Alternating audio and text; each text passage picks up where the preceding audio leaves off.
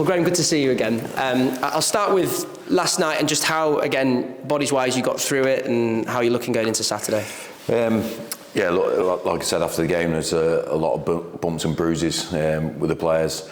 Jack Shepherd took a nasty one, so he limped off at the end of the game. And but everyone's trained today who didn't play last night, and a couple of the subs that came on. And everyone will be, I think. We just have to ask a question about Jack on Friday. But apart from that, I think everyone came through reasonably well. In terms of Jack, I mean, just what is the situation with him? Was it just a bang to his foot? No, it's his shin. He had a big lump on his shin, so I only saw it because I didn't see the incident. I think it was one of those melees at the end, and he had his sock down, he was limping, and he had the size of that microphone on his shin, sort of thing. But these things can go down quite quickly once you treat them. So he's a tough boy, Jack, though, so I'm sure he'll be okay. In terms of Lewis Richards, Kieran Kelly, have their situations become any clearer? No, we've had Lewis is going for a scan Friday, and Kieran has already, and then we're waiting for a consultant to give us his appraisal of the scans. So we're unsure about how long they're going to be. But yeah, we're fingers crossed. We're hopeful, but we just wait for the experts to give us their opinion on it. I suppose Romney's arrival on deadline day and Teo's as well, maybe a reflection of just Kieran and Lewis's injury situation. Yeah, I felt we were reasonably well stocked there, as in centre half and left wing back, and with the players, but obviously with the injuries, thankfully there's a positive to come from them. It was before the deadline, and immediately we went to work, and obviously there's a long-standing relationship with Romney from before, and so that was quite quick to sort of work on, and once I'd sort of looked at his games, because obviously all the people here at Bradford before know him really well, but I didn't know him as well, so I had to make sure that he fit the sort of criteria what we were looking for, and then it was a really easy deal from both sides. And Teo, we'd already been speaking about him earlier in the window, and he played against us for Stockport, and when Lewis got injured, we just got in touch with them as well, and that was reasonably quick as well. So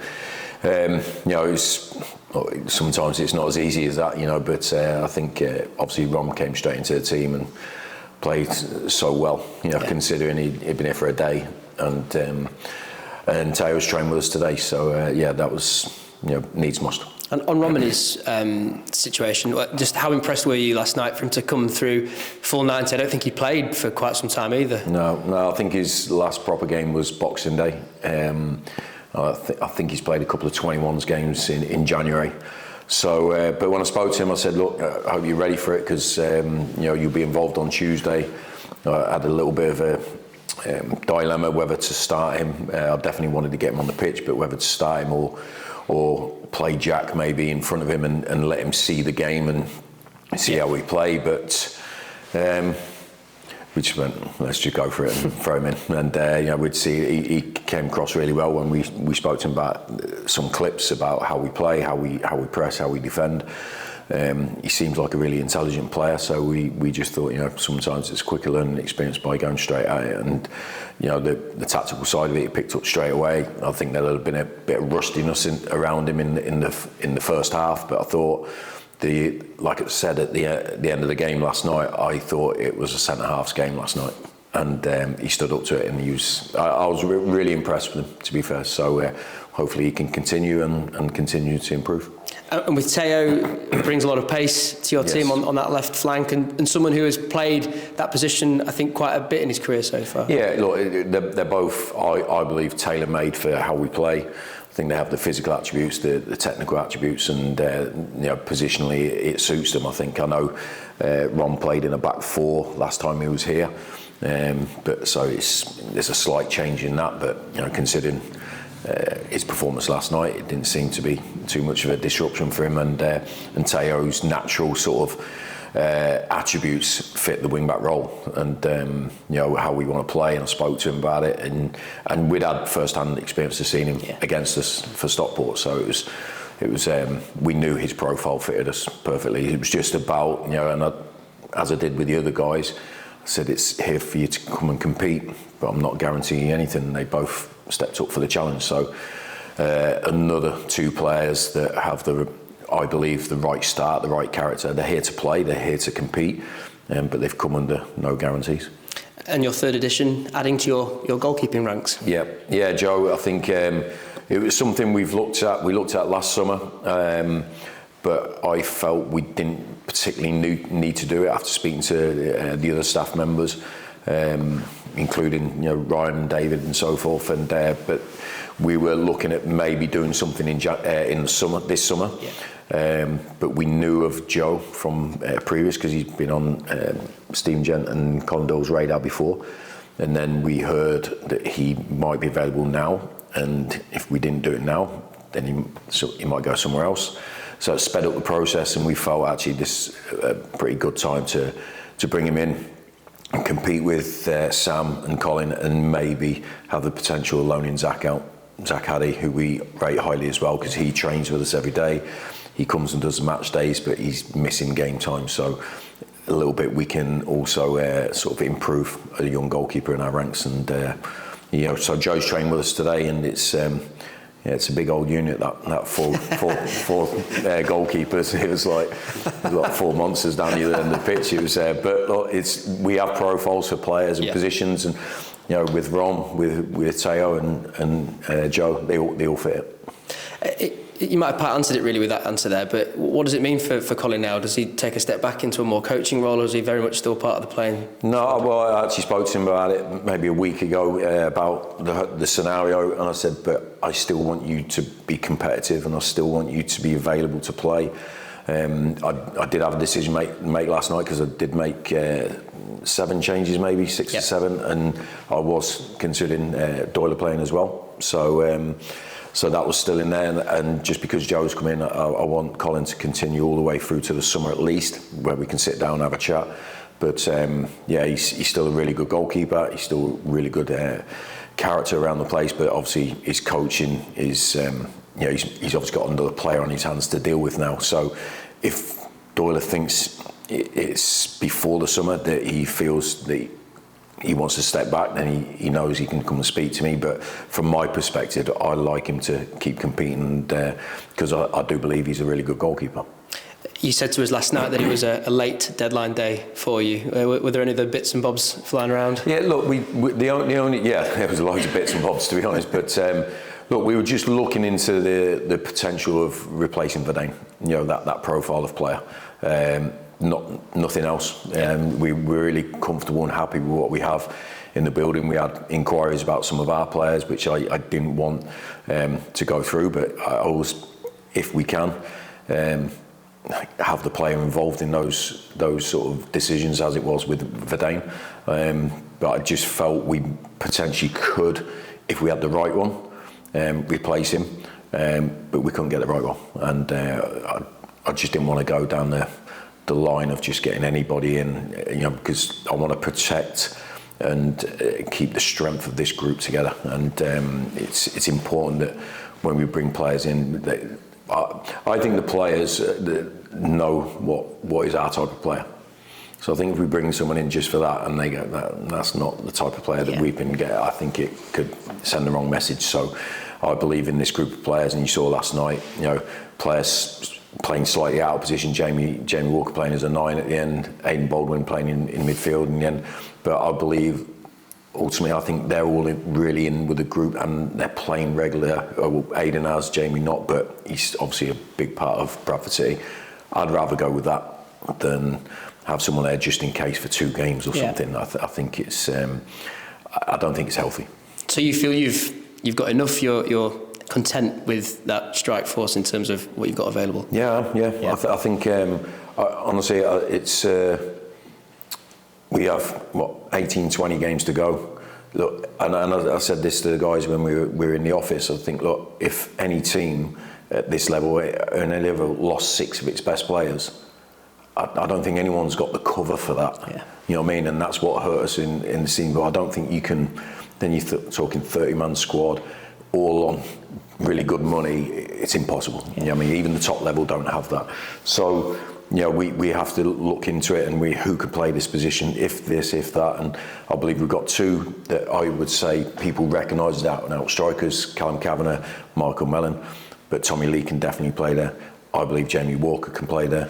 So, you know, 4 players for one position, I think that's quite healthy, but they can also play in different roles. I think they can all play along that front three. So I'd rather have that unit competing for all the positions than excess players that are, that's how my belief is. And I have to ask it, free agent market, I mean, is that on the table still at all? Yeah, I think we it's our duty to always be ready to act and improve our chances of success. So if someone came available, you know, we did speak about that probably towards the end of the night, saying, look, let's keep it open in our minds that someone might pop along that we think can help us, you know, have that full arsenal of players that we feel. But I'm not going to throw numbers in there and players in there just to sit in the background, not compete. It's unhealthy. It was a little bit like that when we came in with a few too many players, and I think it actually detracts from the group of players that are playing as well. And I don't want to harm that. I think there's Sam Walker said something to me on the pitch last night, and I thought it was brilliant when right at the full time whistle he said, "Oh, we're a gang," and I was like, "Yeah, I like that." Because I think there's a real togetherness there in the players. And how big a factor was that this January, protecting that? You spoke about the numbers that when you arrived, the numbers now, but the difference is that you've built something since when you arrived to now. Yeah, and I believe we have. I think the players have, you know, because ultimately we can put the foundations down and the ideas, but if the players don't take it forward, then it doesn't exist, it doesn't get built. That's it. The players have to put it on brick by brick, but it is protecting it because it takes a long time to build up and to glue together, and you still have to keep doing it. You know, you don't just say, "All right, that's it." They're all a good group. You constantly, it's a moving sort of object, so you constantly have to keep communication, encouragement, all the sort of things. Discipline is really important in that, and I just think the players look at each other and they can look at each other in the eye and think, yeah, he's with me, we're in it together, this, that, the other. And it is my role to make sure that stays as strong as possible. So that's where I see it. I think the players have done great. It's no guarantees of any success going forward, but I believe it's where success stems from. And then you have to add all the quality and tactical side and all that sort of thing. So I think it's important for us to enjoy what we've got, you know, because sometimes you're always looking to improve, but then you take your eye off. Actually, well, look at these. This is a good group of players here, and I mean all 20 odd of them, and I think it's invaluable to us, to be honest. Is a big part of protecting that, and you've said it consistently throughout the January window, reinforcing that point that everybody is going to be needed. We were working out, me and Simon, before that. Potentially, you've got 19 games in 72 days from Boxing Day until the start of March. Yeah. The opportunity is there, and people do have something to play a part in. Yeah, and believe in, and have hope that they can be a part of that, and that's you know, we talked the other week about keeping a cold sort of mindset and control your emotions, but the emotion of togetherness is there, and it's a strong one, you know, and it can be, that last night was perfect for that sort of emotion to be tested, because people are throwing their bodies in, people are playing out of position, all that sort of thing. We went through it, and everyone's celebrating, whether they played, whether they were sub, whether they were outside the squad. That strengthens everybody within the group, within the players, and certainly within the staff, and I think the supporters as well, to be honest. So I think we have to understand what is in front of us, and I'm learning to manage in a slightly different way right now, because I haven't been this manager before, where maybe I've not felt I've had the quality to be able to do it, but I don't think it was that, because I've had good squads and really good players, but I've always my own experience of playing football was I was always fighting to have that shirt on again the week after. You know, that was my driving force week in, week out. So I've always tried to create teams like that. But I believe the game has changed a little bit, and the players have changed, and the actual dynamic of the football matches have changed, how intense it is and the pressure. So I've started to go, well, actually even change a winning team, which I've honestly hardly ever done. But I believe we have to right now. And maybe my fingers were burnt from the start of the season with missing so many players and how much it hurt us. And we're all trying our best to not let that happen again if possible. You need a bit of fortune, obviously, with that side. But we're trying to make sure that we have that group of players available for every squad. It gives me real difficult decisions to make. But honestly, I would rather that than be flogging the same players game in, game out. This is a great sport, and I'm not one of these guys that talks about how difficult it is to play football. It's a great sport, and it's a game of football. You know, there's a lot harder jobs out there. But I know the way we play, we have to have our energy levels really high and our aggression levels really high, and that takes a lot of energy out of you. And we train a certain way to do that. But I'm going to have to manage that group of players. And I believe, I could be wrong, but I believe the majority of those guys are buying into it as well, because ultimately they all want to be successful. I remember you saying to us last season that they're never headaches, these tough decisions, but when you've got, you know, players like we said last night, Jamie Walker putting his hand up in that second half, you know, how much are you having to consider then going into Saturday for the 11 and the 18? Loads. I've just been just having a cup of tea with Ryan there, and he said, "Oh, I don't envy your job going into the weekend." I said, "I'm not even thinking about it today." And I didn't. I just wanted to enjoy the game last night, and then enjoy the training session with all the other players this morning. Now, you know, now that's gone out of the way. We have tomorrow off, and now I start thinking towards Saturday, and I'm going to have difficult decisions to make. But the players have to make it difficult for me. Sometimes it can be easy, you know what I mean, and the challenge isn't there. But I certainly can't say that right now. I think so many players have shown that they're ready for it, and ultimately on Saturday I'm going to have to name 11. I'm going to have to name 7 subs, and there's going to be some players that are outside of that, but I still value them highly. And the opportunities will come, as it did last night. And people like Neil Byrne, Jamie Walker, there was others out there that have took that opportunity and showed that they want to be a part of a successful team. So every credit to them players, because I think they'd probably handle it better than I would have as a player. So every credit to them. Finally from me, Harrogate next for you. Do you buy into the notion of bogey team? No, I don't. I think it's weak mentality. If you think it's down to fortune, down to history, I think every single day is a new day. Every game is a new game.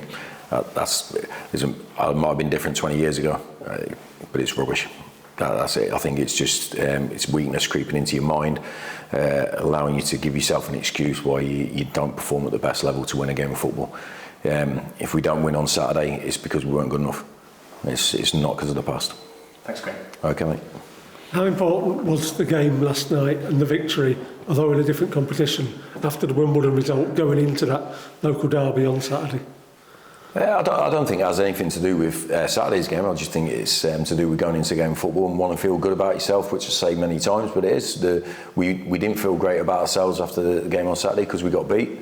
I didn't think our performance was warranted a defeat, but I think Wimbledon can say the same. I thought a draw would have been a fair result, but they probably edged it on obviously with the goal and their chance. But going into last night's game, the players want to win, and we have that every single day. The players that were out there this morning in 4v4s wanted to win. We tried to create that sort of atmosphere every single day, and they do buy into it. Some lads need a bit more encouragement than others at times, you know, but we create conditions that make them sort of want to win or need to win, because ultimately we need to win. And so for me, that was the biggest thing, was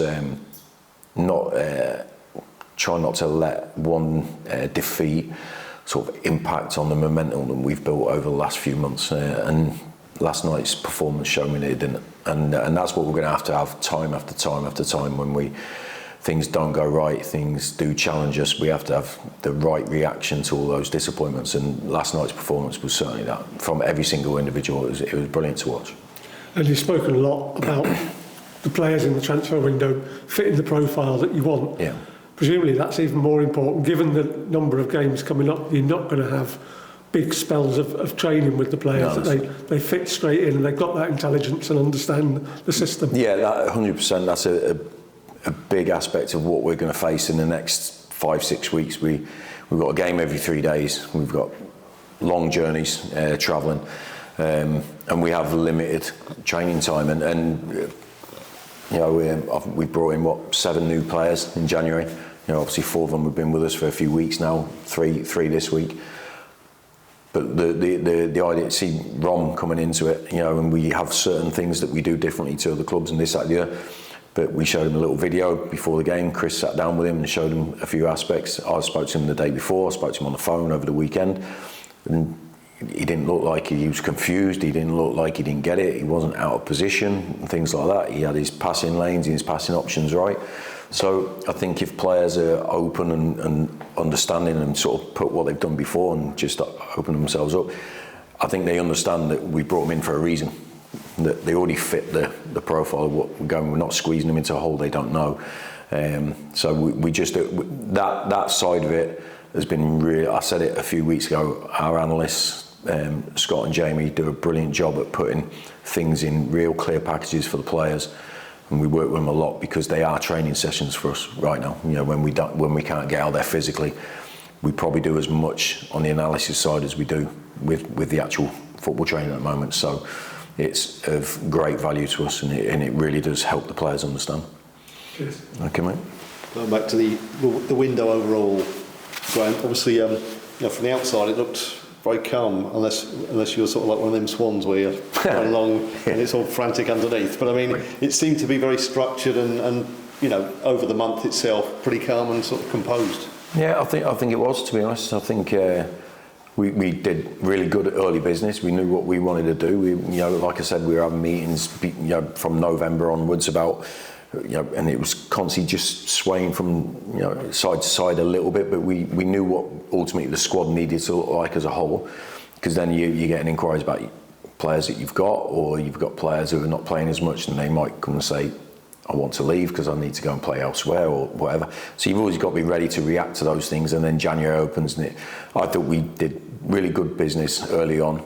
It all settled down, plateaued out, as we talked about in the middle of January, and it sort of hots up again in the final week.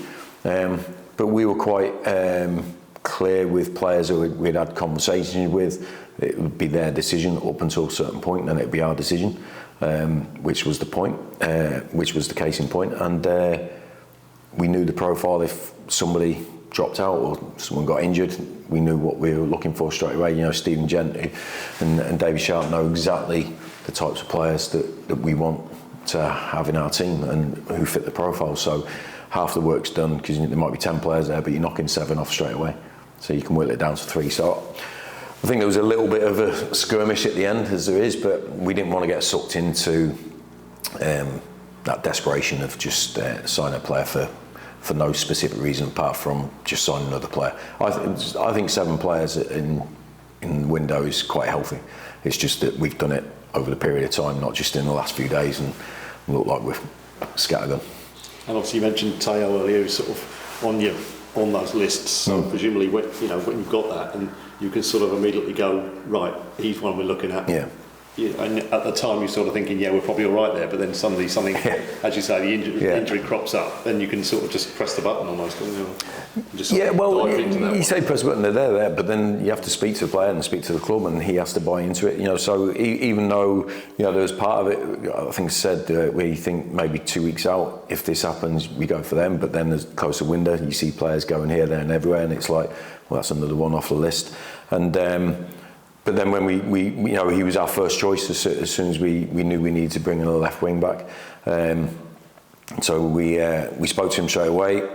He was really good on the phone, because obviously because of the timing, it weren't one for travelling and sitting down and meeting, and then we had to sort of be quite quick in how we dealt with it. But yeah, it was knowing what we were getting as a as a player. Now we have to understand the person and get to know them better that way. But knowing what the players' attributes are and they can fit into our jigsaw, then it was quite smooth. And I think all the players that would have seen those two guys come in, obviously some of the lads have played with Rom anyway, but I think they look at them and go, yeah, they fit what we do here. Obviously, there's always a risk in January, sort of clubs getting blindsided by something coming completely out of the blue, isn't there? I mean, you obviously had some interest, as you say, in your players, but of the players who left, there wasn't anyone who sort of shocked you, or you weren't in a situation where someone suddenly thought, I didn't see that coming, I didn't expect him to move, or... No, there was a bit of interest in one of our players who has been playing most weeks, and which I wouldn't say come as a surprise. I can see why they wanted to speak about that player, but we had no interest in it at all. And then obviously the interest in Verdane, and we had a chat on Friday morning. Before we travelled down to London over the phone, and the interest was there.